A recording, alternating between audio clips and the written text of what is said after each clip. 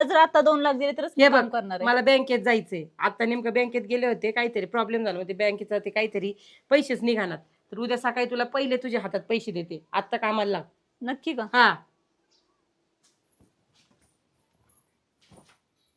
एवढं दिवस येड्यात काढलं हिला काय वाटलं मी आता पैसे देईन वहिनीला तुम्ही कसं मला पिळू पिळू घेतलं तू आणि तुझ्या बहिणीने आता बघ ना तुमचं काय करते चहा ठेव 1 कप हा ठेवते.